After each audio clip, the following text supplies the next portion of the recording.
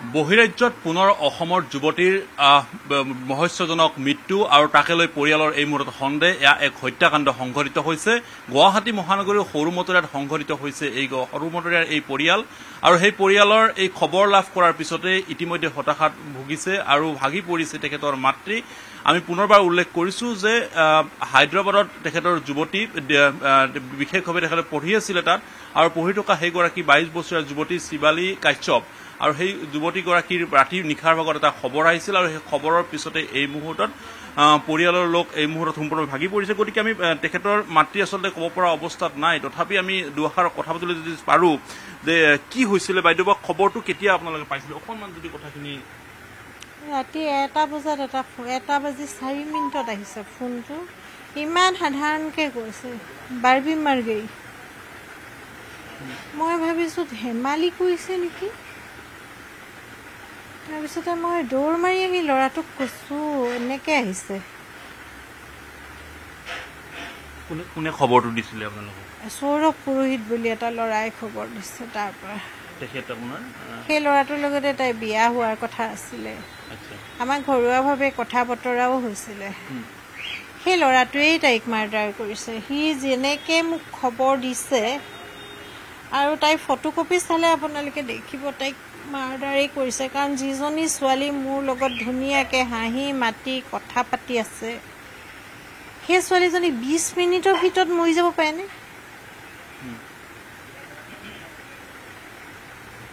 মানে তেখেতে কি আপোনাক খবৰটো কি ধৰণে দিছিলে এনেকুৱা ধৰণে মোক মানে কৈছে যে মৰিলে মানে এনেকুৱা ধৰণে কৈছে যেন কুকুৰ মেকুৰীহে মৰিছে মইতো ভাবাই নাই মই বিশ্বাসেই কৰা নাই মোৰ ল'ৰাই বিশ্বাস কৰা নাই তাৰপিছত আমি তাহাঁতৰ ঘৰৰ মানুহক ল'ৰাটোৰ মাকক ফোন কৰিছোঁ ভনীয়েকক ফোন কৰিছোঁ মোৰ ছোৱালীজনীক মই বাৰ বাৰ ফোন কৰিছোঁ মোৰ ছোৱালীজনীয়ে সদায় ফোন ধৰে তাই ফোন নধৰিলে মোৰ তেতিয়া সন্দেহ হলত মই তেতিয়া ইহঁতক ক'লোঁ তহঁতি পুলিচত কণ্টেক্ট কৰ তাৰ যি পুলিচ আছে নিয়েৰ বাই পুলিচ ষ্টেচনত তহঁতি কণ্টেক্ট কৰ যাব ক তাই ঘৰৰ এড্ৰেছতে পঠাই দে এতিয়া পুলিচ আহি পেলাই আমাক কনফাৰ্মেশ্যন দিলে যে হয় তাইয়ে হয়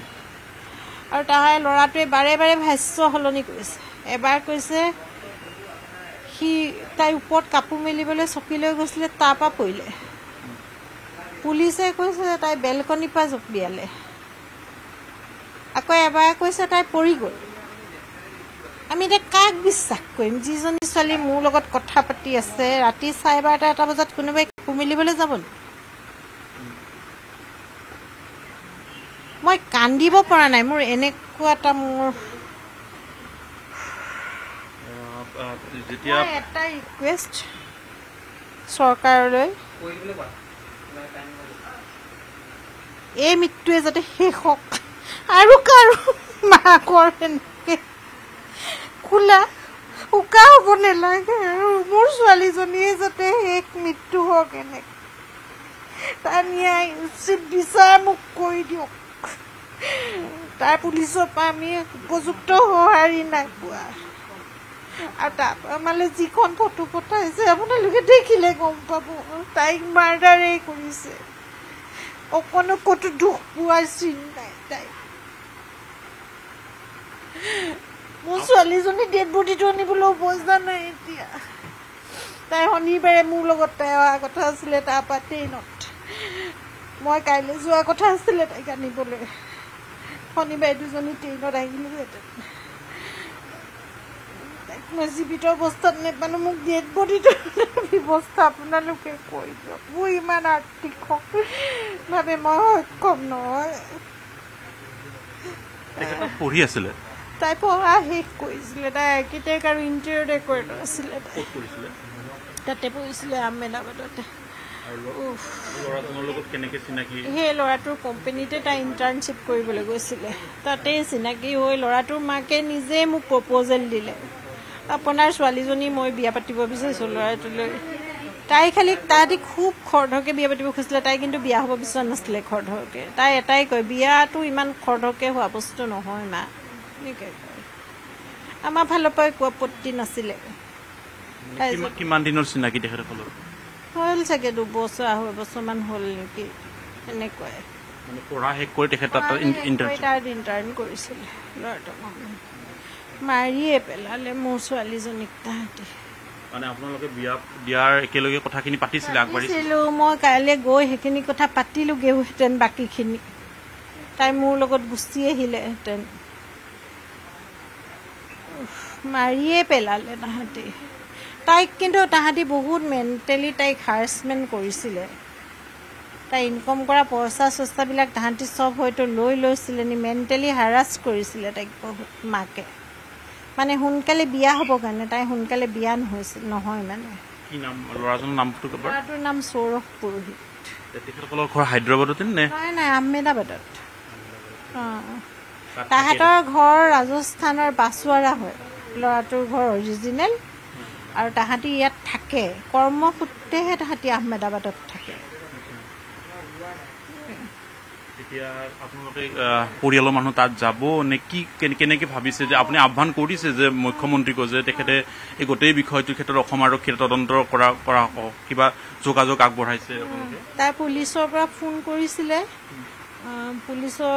কালি দিছপুৰ থানালৈ গৈছিলে তেখেতসকলে ক'লে প্ৰথমতে এফআইআৰটো তাত দিব লাগিব বুলি ক'লে মই ইমান বুজি নাপাওঁ এইবোৰ কথা কিন্তু গ'ল আৰু ছোৱালীজনী গ'ল কাৰো পুকু সোধা নহওক মাতৃ হিচাপে সদায় সেইটোৱে ভাবিম ৭-৭০ নহওক এনেকুৱা মই আজি যি দিন দেখিছোঁ ৭-৭০ নেদেখোঁ কিন্তু তাৰ পুলিচে আমাক ইমান সহযোগ কৰা নাই তেওঁলোকে কেছটো ছুইচাইডৰ ৰূপ দিবলৈ চাইছে কিন্তু তাই ছুইচাইড নাই কৰা আমি জানো আৰু আপোনালোকে ফটোকপি চালেও গম পাব পুলিচে আমালৈ যি কপি ফটো পঠাইছে তাৰপৰা গতিকে চৰকাৰক মই অনুৰোধ কৰিছোঁ মোৰ ছোৱালীজনী ন্যায় দিয়ক ল'ৰাজনক আপুনি আগতে লগ পাইছে ল'ৰাজনক এবাৰ পাইছোঁ মই তাত যাওঁতে ল'ৰাটোৰ মাকো আহিছে মোক লগ কৰিবলৈ ল'ৰাটোও আহিছে তেতিয়া আমি তাই বেলেগকৈ আছিলে তাই বেলেগকৈ ৰুম কৰিয়ে আছিলে তাত তাই একেবাৰে ইয়ালৈ গুচিও আহিছিলে তাহাঁতিয়ে মাতি তাইক লৈ গৈছে গুচি আহিছিলে ছোৱালীজনীয়ে তাহাঁতি মাৰিবলৈ লৈ গ'ল মোৰ ছোৱালীজনী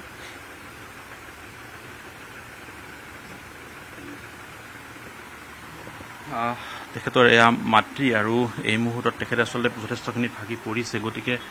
তেখেতৰ ভাতৃক যদি আমি কথা পাতিবলৈ চেষ্টা কৰোঁ ভাতৃ দুআষাৰ কথা স্পষ্ট তুমি হায়দৰাবাদলৈকে যাম বুলি গুজৰাটলৈকে যাবা কি এতিয়া গোটেই বিষয়টো কি ধৰণে কি বুলি মাৰ্ডাৰে হয় এইটো মানে এতিয়াৰ পৰা নহয় আগৰ পৰাই লাগি আছিলে যে এদিনটো এনেকুৱা এটা হ'ব কিবা এটা কেলৈ কি আগতেও বহুত বেয়া বেয়াকৈ মাৰিছে ব্ৰেইন হেমেৰেজলৈকে হৈছে আমি তেতিয়াও ষ্টেপ লৈছিলোঁ কিন্তু তাৰ পুলিচে একো নকৰিলে হেল্পো নকৰিলে এগালমান এনে পইচা গ'ল আৰু ফাইনেন্সিয়েলি আমি ইমান ষ্ট্ৰং নহয় যে আমি চববাৰে এনেকুৱা কিবা একশ্যন ল'ব পাৰিম তো এইবাৰ চৰকাৰৰ পৰা মানে আমি হেল্প ল'বই লাগিব যি হ'লেও অসম আৰক্ষীয়ে যোগাযোগ কৰা হৈছে তাহাঁতে ইমানটোৱে কৈছে যে আপোনালোক যাওক তাত আপোনালোকে চিটুৱেশ্যনটো চাই মেলি কি হৈছিলে তাতহে এফআইআৰটো দিব পাৰিব মানে ঘটনাটোতো হায়দৰাবাদত হৈছে গুজৰাটত আহমেদাবাদত পঢ়ি আছিলে মানে তাই প্ৰথমতে তাত পঢ়িবলৈ গ'ল তাত পঢ়ি মেলি শেষ হোৱাৰ পিছত তাই এতিয়া ইণ্ডিভিজুৱেলি মানে তাই কাম কৰি আছিলে বাই মানে ইণ্টেৰিয়ৰ ডিজাইনিং আহমেদাবাদত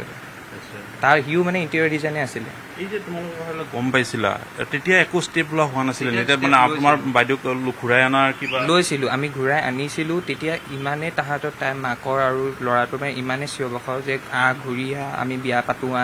এইটো কৰোঁ আমি বিয়া কথা পাতিছিলোঁ যে 1 আগষ্টত আমি এংগেজমেণ্ট কৰিম কিবা কিবি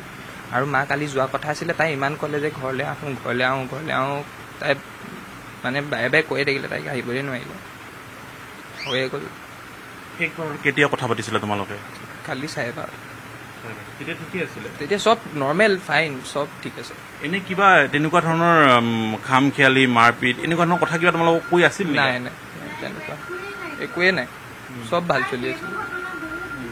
বহুত আগৰে আছিলে হয়তো কালি কাজিয়া হৈছে কিমান দিনৰ চিনাকি তেওঁৰ লগত 2.5 বছৰ হ'ল এতিয়া অসম আৰক্ষী কিবা সহায় কৰাৰ প্ৰস্তাৱ আগবঢ়াইছে তোমালোকক আমাকতো এতিয়ালৈকে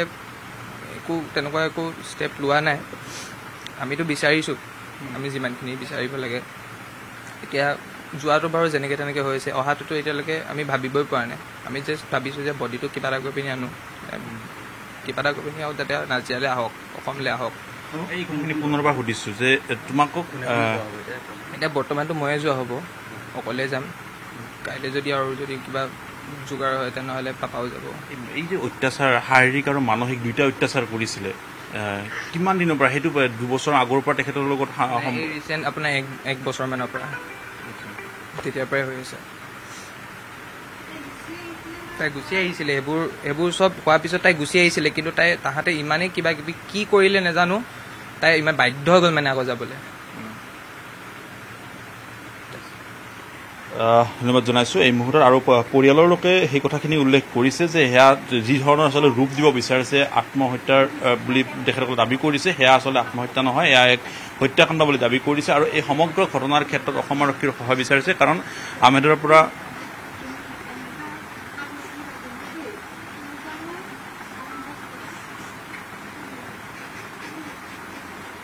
পৰিয়ালৰ এক শোকাকুল পৰিৱেশে এই মুহূৰ্তত বিৰাজ কৰিছে, ভাগি পৰিছে সমগ্ৰ পৰিয়ালটো। কাৰণ সুশিক্ষাৰে উচ্চ শিক্ষিত কৰা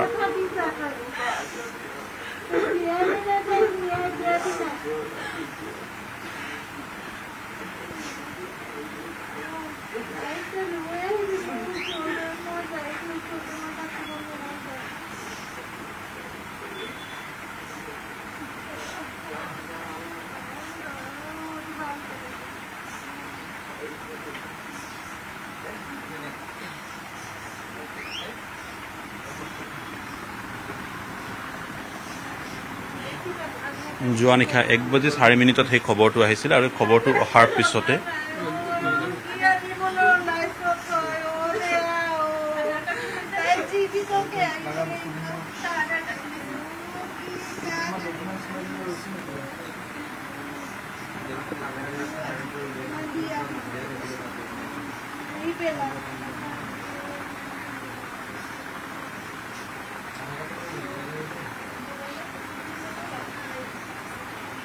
এই ঘটনাৰ পিছত এতিয়া কিদৰে আৰক্ষী প্ৰশাসনে সহায় কৰে সেয়াও হ'ব লক্ষণীয়। কিন্তু তেখেতসকলে উল্লেখ কৰিছে যে সেয়া আচলতে আত্মহত্যা নহয়, সেয়া সম্পূৰ্ণৰূপে এক হত্যাকাণ্ড, পৰিকল্পিতভাৱে হত্যাকাণ্ড সংঘটিত হৈছে। আৰু সেই হত্যাকাণ্ডৰ ক্ষেত্ৰত এতিয়া উচিত বিচাৰ পাবনে নাই সেয়াও হয়তো সময় লক্ষ্য ৰাখিব।